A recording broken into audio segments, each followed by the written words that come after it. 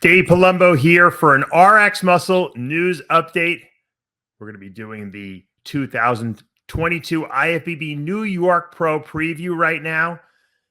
It's one of the most exciting shows of the calendar year for sure in the open men's bodybuilding. It always has been. It started way back in the day as Night of Champions. It switched to New York Pro at some point in the last 20 years, and it's remained the New York Pro bodybuilding competition. And, you know, if any of you guys have ever gone to a show in New York, especially a pro show, the old Night of Champions, or any of the New York pros, you'll know that the New York fans are absolutely insane for bodybuilding. They love it. They just love it.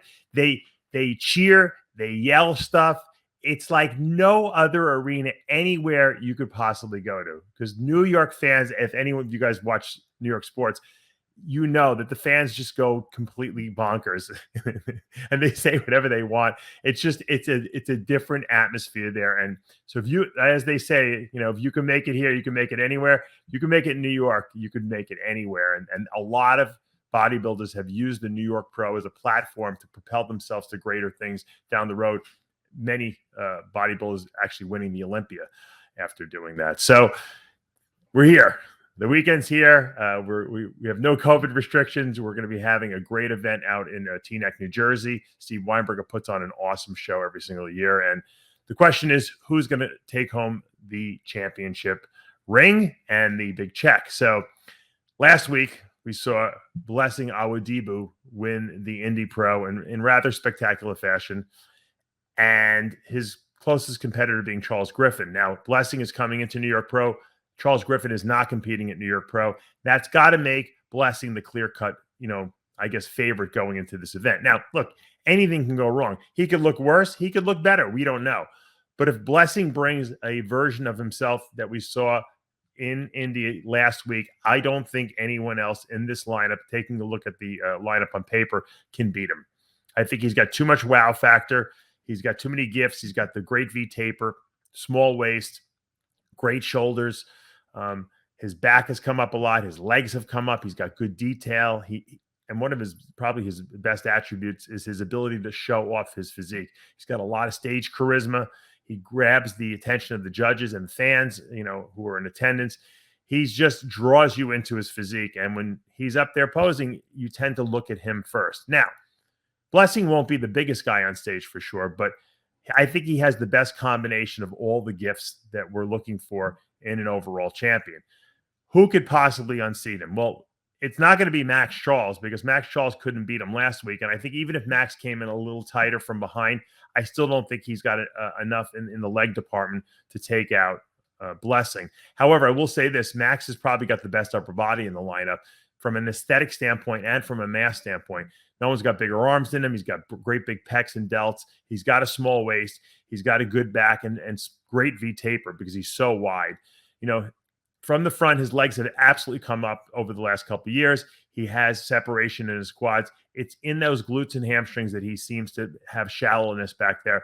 And it's a very, very difficult balancing act for Max to bring in the conditioning with the fullness he needs to kind of have a good blend to take home victories a lot of times. I think that Max will definitely be a factor. I wouldn't be surprised if Max finished second or third here, because I think he has, first of all, it's his hometown. He's going to have the fans behind him. I know he's going to bring it. He doesn't have to travel. He doesn't have to get on an airplane. That's a huge advantage right there. I think Max, if he tightens up just a little bit from Indy, because he was fourth and, he was third in Indy, so he wasn't too far off the mark. I think he can absolutely be second place here. I don't think he will beat Blessing unless Blessing beats himself. But Max is always dangerous, and he's right there because of the fact that he's a big guy, but he's also got shape and structure, and that usually, that goes a long way. Now, one of the guys in the lineup that really impresses me is Andrea Presti from Italy. This guy has got a lot of mass. He's got ridiculous, insane conditioning, and I'm a conditioning buff, and I know the New York fans love freaky conditioning, glutes, hamstrings. They want to see all that, and he's got good shape. I think that when you have a good structure and you bring tremendous conditioning, it makes you look that much bigger on stage. I think he's a guy to watch out for. He could be a dark horse here and possibly even steal this show if anyone else like Max or Blessing are off. But I think he's going to be a factor in the top 3 here. And if I was, a betting man, I would put some chips on this guy because I really like what he brings to the stage. There's a lot of hype behind Peter Clancy because of the mass and freakiness he brings. I remember when he first, was competing. It might have been over 10 years ago when we first saw him come onto the scene. He really came on strong. He did really well. I think he had an injury and had to stop for a while. He has a ridiculous amount of size. And when you look at his Instagram, account, you see all the pictures he posts. He's a guy who's going to get a lot of attention because he's got freak factor. That means he's got mass and conditioning. I think he's going to be, I think his structure is going to hold him back on that stage. When he stands next to guys like Blessing and Max with small waists, I think he's going to look, even though he's going to be big up there, I think he's not going to flow as well as these guys. And that's why I don't think he's going to be in that top 3 spot. Now, he could prove me wrong. I don't know. I like his physique. I like that freaky muscle he brings. I like the fact that he's got lower lats. He's got striations back there. He's got density to do his back. He's got 3D muscle. But at the end of the day, the New York Pro is a top tier IFBB open show, which rewards structure, conditioning, and size. And I think the structure aspect is going to hold him back a little bit.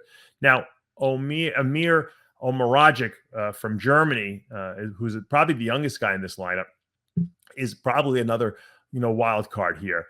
I don't know. He definitely brought up his upper body from last year. He looks like a different person. He's so young. He's in the next 2 or 3 years, he's going to be very, very dominant. I still think his legs need a little bit more work, but he's going to be a guy that guys have to watch out for because he's got fresh, young muscle. He's got, good conditioning he brings to the stage. He's a good-looking guy. He's got stage charisma. Your eyes get drawn to him. He's got a good structure. Like I said, I don't know if his legs are going to hold him back a little bit. I'm excited to see what he's going to do. I think he has the potential to break into the top 5 here for sure.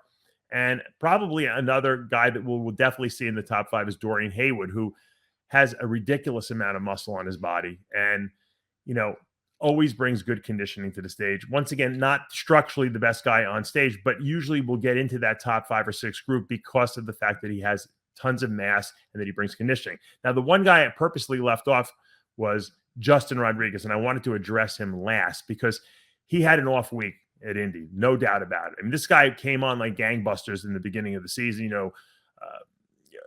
People, I myself included, couldn't praise him enough. I mean, he was spectacular. He put on an enormous amount of size from last year. His conditioning was really good. He had a lot of wow factor on stage. A lot of people, were counting him out after last week, saying his body's tired. He should just pack it in for the rest of the season till the Olympia since he's qualified. And you know what? I think it's a good idea. I don't think it's a good idea for Justin to end on a bad note. I don't necessarily think that he was that off as much as I think what happened was he realized he was a little behind. He might have over dieted the last week or so, over dehydrated himself because he was afraid he wasn't going to come in hard enough. And I think when you do a lot of things wrong, your physique can go from looking great to terrible.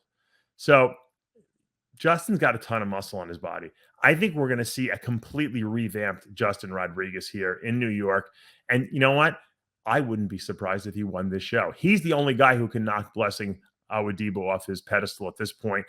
And will he bring it to the show? I think if I was in his camp with him and if I was his coach, and I'm sure his coach is probably listening, I'm sure his coach did exactly what I'm going to mention right now, which would be torture the hell out of him from last week to this week. Really, really deplete him really low. Get that last little bit of maybe possible body fat off him.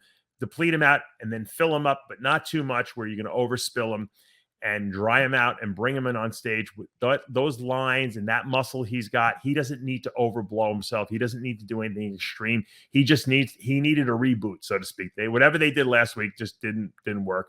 Reboot it this week. I think we see a top 2 Justin Rodriguez here, first or second. That's my prediction for him. I think if he comes in at, even close to his best, he's going to win this thing. If not, he's going to be a close second behind Blessing. So there you have it. There's my New York Pro preview. I'm sure I missed a couple of guys, but those are the names that popped off the page at me.